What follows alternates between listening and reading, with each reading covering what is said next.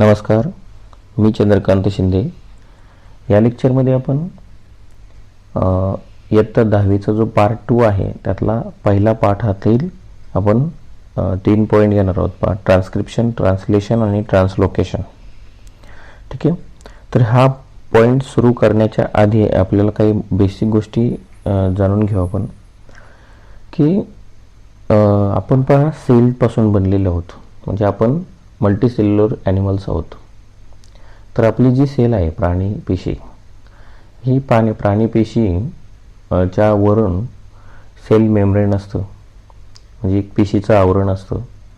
त्या पेशीच्या आवरणामध्ये सायटोप्लाझम असतं आणि या सायटोप्लाझममध्ये अनेक सेलचे जे अवयव आहेत, सेल ऑर्गनेल्स आहेत, त्यामध्ये ते स्थित असतात. पहा, त्यामध्ये गोल्गी बॉडीज असतील, सायटोप्लाझम असेल, परत अजून रायबोझोम असतील, लायसोझोम असतील, मायटोकॉन्ड्रिया आहे, न्यूक्लियस आहे. तर हे अवयव, सेलचे अवयव त्यामध्ये असतात. मग ही जे त्यामध्ये असलेला जो काही न्यूक्लियस आहे, या न्यूक्लियसमध्ये DNA आणि RNA पासून बनलेले क्रोमोझोम्स असतात, जे पिढ्यानपिढ्या जे काही गुणधर्म आहेत ते ट्रान्समिट करण्याचं काम या DNAच्या माध्यमातून केलं जातं. त्याचबरोबर आपल्या शरीराला लागणारे जे प्रोटीन्स आहेत, आपल्या शरीराला अनेक प्रोटीनची गरज असते. त्यातले काही प्रोटीन आपण अन्नाद्वारे घेतो, तर काही प्रोटीनची निर्मिती आपल्याला सेलमध्ये करावी लागते. तर ह्या DNA आणि RNA पासून हे प्रोटीन्स बनवले जातात. ठीक आहे. काही ॲमिनो ॲसिड्स आणि जे काही इतर पदार्थ आहेत त्यांच्यापासून हे ॲमिनो ॲसिड जे प्रोटीन्स आहेत ते बनवले जातात. तर आपल्याला ते पाहायचं आहे की हा जो DNA आहे, पहा तुम्ही गेल्या वर्षी पाहिलेला आहे. पहा, DNA हे 2 धागे असतात आणि मध्ये आडवे सीडीसारखे जे भाग असतात त्यांना कोड म्हणतात. पहा, तर हे जे कोड असतात, पहा की कोड ॲडेनिन, थायमिन, ग्वानिन आणि सायटोसिन हे जे नायट्रोजनस कंपाऊंड आहेत, ह्या नायट्रोजनस कंपाऊंडपासून हे ॲडेनिन, थायमिन, ग्वानिन आणि सायटोसिन हे जे आडवे रॉड आहेत, पहा ते बनलेले असतात. तर आता आपण मूळ जो पॉईंट आहे त्याकडे घेऊया. तर हे जे आहेत, पहा DNA म्हणजेच काय, हे जे आडवे जे शेड्यासारखे असतात ना, त्यातला एक जर धागा काढला तर त्याचा RNA होतो. असे 2 RNA पासून हे एक DNA बनलेला असतो. आणि या आडवे जे कोड आहेत, ह्या कोडवर आपली सगळी इन्फॉर्मेशन साठवलेली असते. मग ही जी इन्फॉर्मेशन आहे, ही इन्फॉर्मेशन आपण एका पिढ्यांकडून दुसऱ्या पिढ्यांमध्ये ट्रान्समिट करतो. याशिवाय अनेक प्रोटीनच्या निर्मितीमध्ये सुद्धा हेच कोड आहेत, हे कामी येतात. त्याचबरोबर दुसरे जे सेल्स आहेत, ह्या सेलच्या निर्मितीसाठी सुद्धा हेच कोड कामी येतात. मग यामध्ये पहा काय होतं की DNAचा जो काही जे आडवे सिड्यासारखे असतात, पहा त्याला कोड म्हणतात.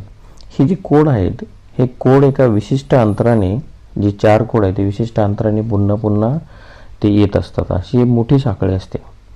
मग ही जी साखळी आहे, या साखळीमधून जो मॅसेंजर RNA आहे, हा मॅसेंजर RNA त्यामध्ये तयार होतो. त्यामध्ये पहा ह्या जे 4 कोड आहेत, पहा त्याच्यातला जो थायमिन आहे, त्या थायमिनच्या ऐवजी त्यामध्ये युरेसिल असतो. बरोबर का. युरेसिल हा वेगळा कोड आहे. आणि हा वेगळा कोड असलेला जो RNA आहे, हे RNA निर्माण करण्याची जी पद्धत आहे,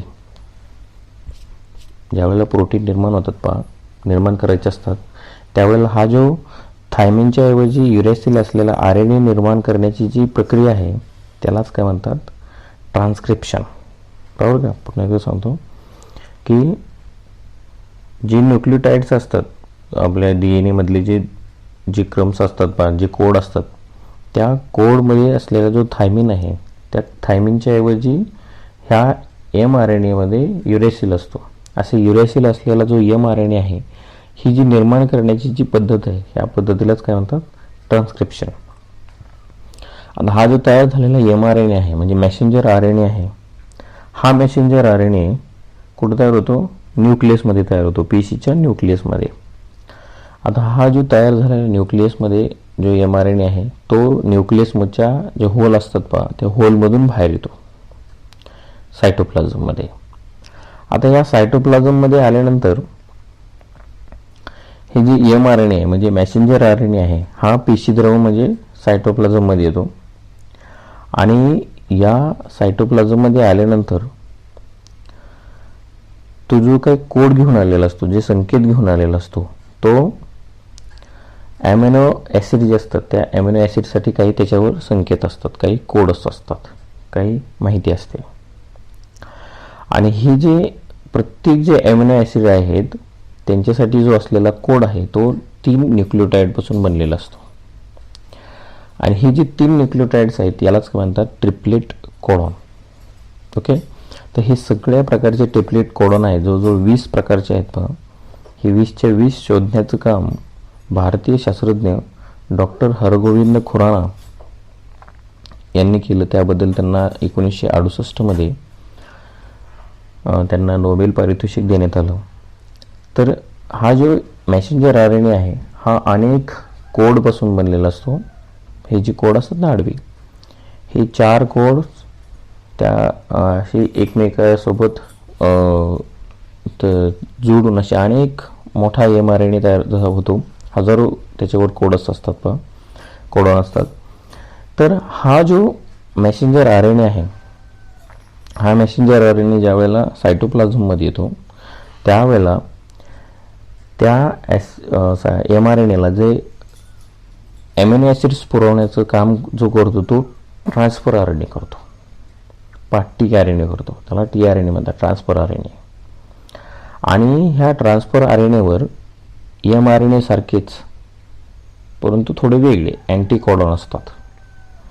mRNA सारखेच अँटीकोडॉन असतात आणि ते ज्या वेळेला एकमेकांना जोडले जातात त्यावेळेला काय म्हणतात, त्याला ट्रान्सलेशन म्हणतात. पहा बरं का, mRNA ज्या वेळेला सायटोप्लाझममध्ये येतो न्यूक्लियसमधून त्यावेळेला ह्या mRNAला जी ॲमिनो ॲसिड्स पुरवण्याचं काम tRNA करतो.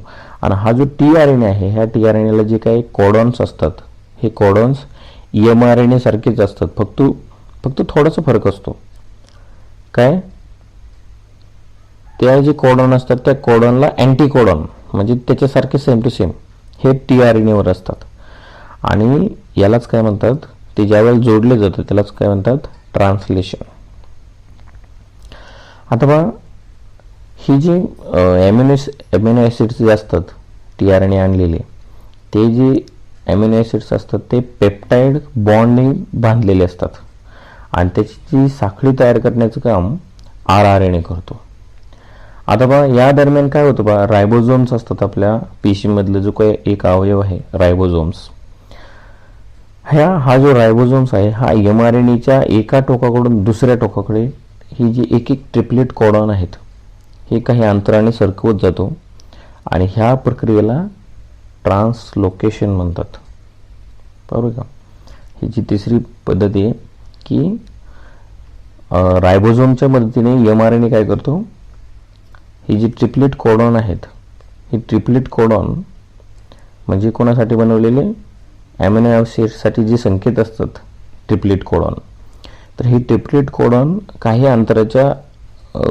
अंतरावरती सरकवत जातात आणि ह्या सरकवण्याच्या प्रक्रियेलाच काय म्हणतात, ट्रान्सलोकेशन म्हणतात.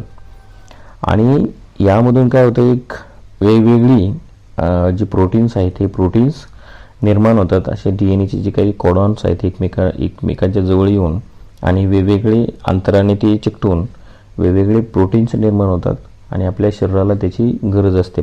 तर ही जी ट्रान्सक्रिप्शन, ट्रान्सलेशन आणि ट्रान्सलोकेशन याच्या 3 पद्धती आहेत, ही या पद्धतीमध्ये अशा पद्धतीने ही प्रोटीनची निर्मिती होते. ठीक आहे, समजलं असेल तर माझ्या व्हिडिओला लाईक करा आणि माझ्या चॅनलला सबस्क्राईब करा. धन्यवाद.